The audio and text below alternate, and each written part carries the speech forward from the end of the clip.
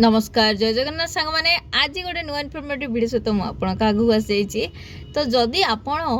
कौन SIM port करने क्या पैसा देती किंतु से सिम टी आपणकर पोर्ट होना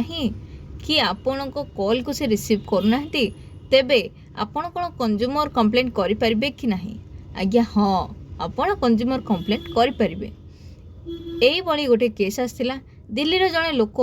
जी एयरटेल सिम पोर्ट करने 3000 टका देथिले किंतु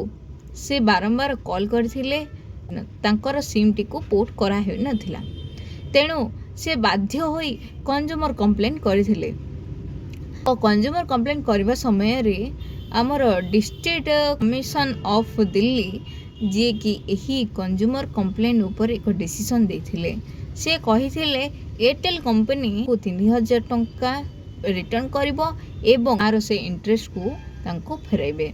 जदि आपणको मध्य एही भली किछि कंज्यूमर रिलेटेड प्रॉब्लम हुए तेबे आपण कंज्यूमर कोर्ट रे केस करंतु।